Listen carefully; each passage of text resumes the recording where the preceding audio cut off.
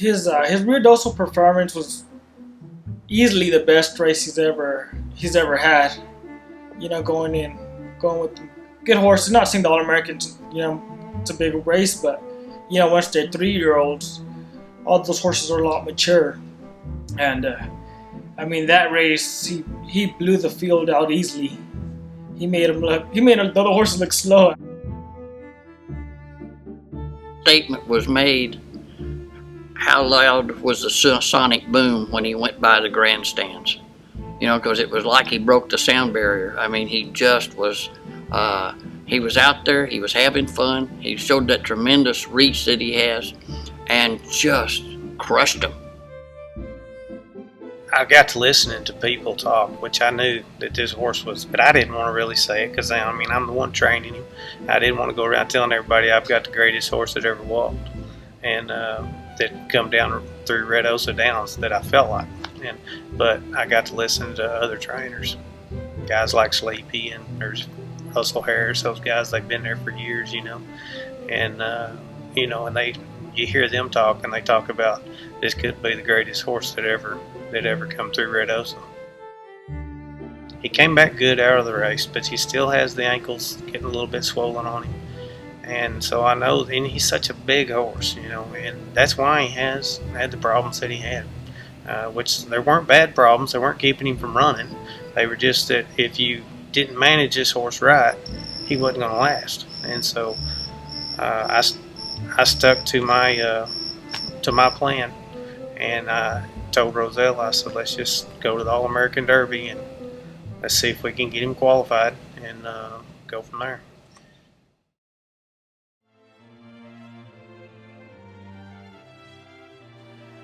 We worked him a couple weeks before the All-American Derby trials, and right when we pulled up, he worked great. Right when he pulled up, yeah, he actually turned his head back. You know, I could see his eye just looking at me, almost of him saying, was that nice? You know, did he like that? And I got real emotional knowing that's the last time I was going to work him. I actually had a couple of tears in my eyes. I'm kind of getting a couple of tears right now. And, I mean, I got real emotional knowing, you know, his time was coming up. He was going to have another career. You know, he was going to go out to stud. And just to think about that, I mean, it makes you want to cry. So go ahead and cry so I get it. I'm trying not to. This horse was training extremely well going into the trials. I felt like he might have been a little bit too ready. I mean, he was wanting to run, and you know, so he didn't get washy or anything like that, but he was ready to go somewhere. And so going into the trials, I mean, I thought I had him about as good as I ever had him. There's one thing about Red Osa Downs. You can have one of the best horses in the world, but you've got to have the racing gods in your favor. You know, you've got to be able to beat the elements. You got to beat the wind. You got to beat the rain. Pouring down rain on him. You know, I'm going to the paddock. I'm just, and I've already looked at the weather. I know it's fixing to get good. You know, the weather's, you know, the rain's not going to last, and so I'm pretty worried about it. Jess Good Candy coming away fast from the far side. In between runners is a Louisiana Rocket, and then a Political Dasher. Jess Good Candy in front. Outside, my Royal Wagon. Back to the inside is a Political Dasher, and then Tell Her the Reason. Jess Good Candy cruising to an undefeated streak, 8 for 8. He broke sharp this time. That's probably the best he's ever broke. He broke in front of the field and just drew from there after that. You know, I never saw any other horse once the gates opened. Now, at the time, I was pretty confident. You know, he was one of the earlier races, but I was pretty confident. And right when it stopped raining and everything, the track was just getting a lot faster. That's kind of when I was like, man, it's gonna be pretty close. And as the day went by, we all just lost hope. The horse wins, I don't know, 2 lengths. just out there cruising. Looks like he's just galloping across there. They throw the time up there, and I catch the horse when he comes back. I see the time, and I'm probably the only one that's not up and jumping up and down, and so excited. I'm excited that he won, but I was sick when I saw the time. But then the rain stopped, and the times started getting a little less and less.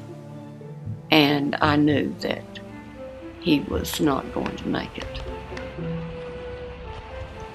He thought he went out there and he done his job, and he knew he did his job. And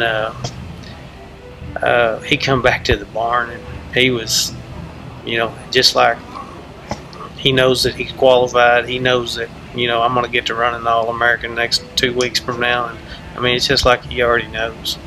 And but as I was watching those races, one right after another, and just get faster and faster, and it hurt me inside. It made me feel. I mean, I was pretty upset all day because this horse didn't get his chance to show people what was fixing to really happen. That was one of the most disappointing days of my life. I kept him there through the sales and through the end because I was going to stay in Red Osa, and I just wanted to kind of keep him up there close to us. And so then after all the sales and everything were done, then we loaded up and we took him back home.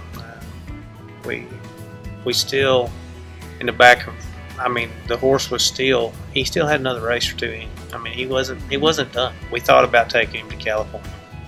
There was a lot against us to go out there. First of all, we're going to have to fly him out there. We're going to have to pretty much live with this horse to make sure that he stays completely safe. I'd like to have hooked that He's a Dash of Fire with him.